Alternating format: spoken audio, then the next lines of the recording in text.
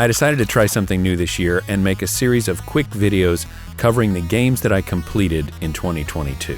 Now, I'm not going to spend a lot of time covering any of these. I'm just going to give my impressions of the game in general and what I liked or didn't like about it. So here are the PlayStation 4 games that I finished in 2022. Up first is Ys Memories of Celceta. Ys 4 on the Turbo Duo is one of my favorite games. Memories of Celceta is a retelling of the same story in a way, although the only real similarities is that it's on the same continent and there is an angelic being involved in the story. This was actually a PlayStation Vita game that I think was ported to PS4, so the graphics are not that great even for an Ys game, but the action is a lot of fun. I love the dynamic of being hired by the Empire to explore this forest and map it out, this forest that no one ever returns from. So I thought that was kind of an interesting twist. Exploration is one of my favorite things in games in general. The combat's pretty simplistic.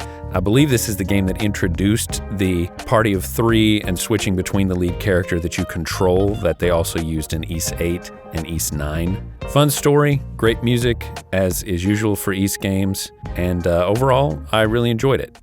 Next up is the remastered version of Yakuza 3. Now, Yakuza 3 at this point is the weakest of the Yakuza games because 1 and 2 have been remade on the PS4, and this one is essentially just Yakuza 3 from the PS3 upscaled slightly. So it has some of the clunky early PS3 games that were actually pretty reminiscent of a lot of PlayStation 2 games. But I love the Yakuza series. This is one that I had really been meaning to finish for quite a while. Great story as usual.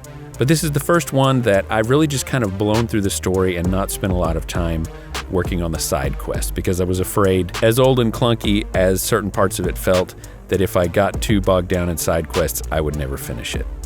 After I finished Yakuza 3, I immediately went on to Yakuza 4, which is a fantastic game. You play as 4 different protagonists in different chapters as the game goes through, and their stories gradually come together and coalesce into one big dramatic conclusion. It's got all the things that you love about the Yakuza games, the exploration, tons of mini games and things to do just to waste time. I loved it. The Eternal Castle. This is a weird little indie game that I hadn't heard of until a friend on the internet showed me that a physical copy was available.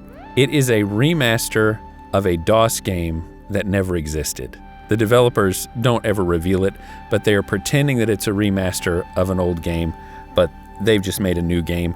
It emulates the old DOS CGA color palettes. I love the aesthetic. It's very strange. It was a short game, but it was reminiscent of games like Out of This World, which I loved on my Amiga back in the day. I love these kinds of fun little artsy indie games, and I'm looking forward to actually playing this one again. So that was it for the PS4. I do want to mention one other game that I started, but I didn't finish, and I don't think I ever will, and that was Dragon's Crown. There was a remaster of Dragon's Crown on the PS4. This is a side-scrolling beat-em-up made by the people that made 13 Sentinels Aegis Rim, which is one of my favorites. Unfortunately, while it's pretty fun, it seems like it would be more fun in co-op, but mainly just the over-sexualized graphics of the women in the game was just embarrassing, so I abandoned it. So that's it for the PS4 games that I played in 2022. Thanks for watching.